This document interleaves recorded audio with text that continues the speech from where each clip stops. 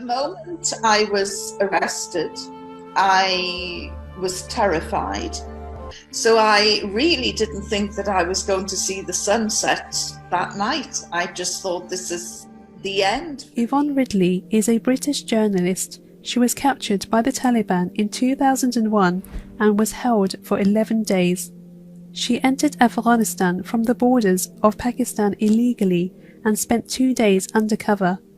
It was on her return, travelling with her guides, that she was uncovered when the donkey she was on bolted and her camera was seen by a Taliban soldier. She was accused of being a spy, which carried a death sentence, and at the very least faced jail for illegally entering Afghanistan. She said in her book, In the Hands of the Taliban, that while she was in captivity, she was treated with respect by the men of the Taliban and was subsequently amazed by their courtesy. All men that she came in contact with lowered their gazes to her, which left her bewildered. The moment I was arrested, I was terrified because I had fallen for all of the Western propaganda that these were brutal, evil men who hated women. So I really didn't think that I was going to see the sunset that night. I just thought this is the end for me. When they were talking to me, they kept looking away. They looked at the ceiling, they looked at the floor, they looked out of the window, they looked anywhere but at me.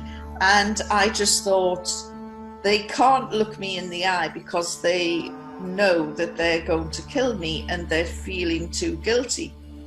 When of course I learned later that they were showing me respect by not staring at me. So it was a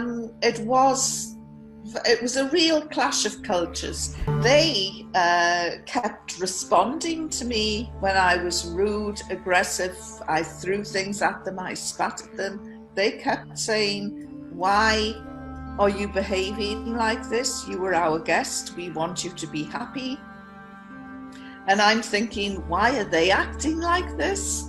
They're supposed to be evil and brutal. This is obviously a game that they're playing, you know, like a cat and a mouse. They're going to let me think that they're really nice, and then at the last minute the claws will come out. But in truth, they never laid a finger on me.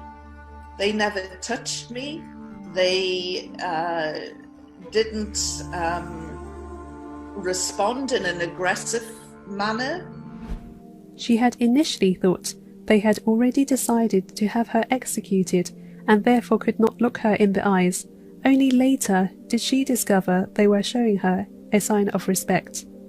While in captivity, she gave the undertaking to read the Quran and study Islam if they let her go, fulfilling the promise and setting out on what she described as an academic exercise.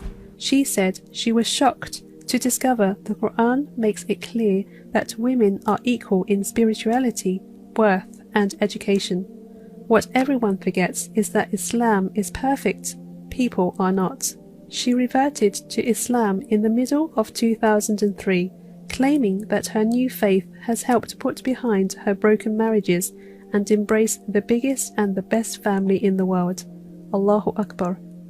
She was released on humanitarian grounds even after the war started. And after 11 days, I was released on humanitarian grounds even after the war had started. And the journalists were shouting, how did the Taliban treat you? And I'm walking towards my colleagues from the Pakistan media, and I thought, you know, these guys treated me with courtesy and respect. And then I thought, gosh, how did I treat them?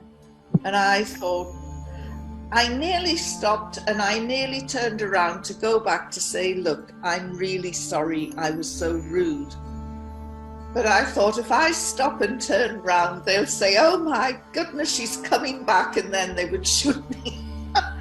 So I went and I told the Pakistan media I was treated with courtesy and respect, which was true. But I will, if you release me, I will read your holy book and I will study Islam. When I got back to London, it would have been easy for me to think, well, I'm not keeping my promise. But I also thought, as a journalist, it was quite clear that I knew nothing about Islam. And if I was to write with any authority about people from Asia, from the Arab world, from the Muslim world, if I was to write with any authority, I needed to know about Islam. Because the one thing that I came to understand very quickly through the Taliban was that Islam is not just something you pick up and put down on Friday prayers. It is a way of life. It is the way you eat, the way you sleep, the way you think, the way you pray, the way you dress, the way everything. It's a whole life support system.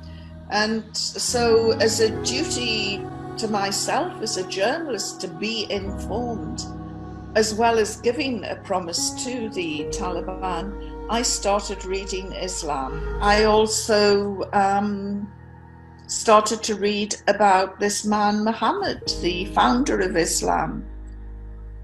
And I was amazed by what I read, and back in 2001, I had never heard of him. And of course now, our beloved Prophet Muhammad sallallahu alaihi wasallam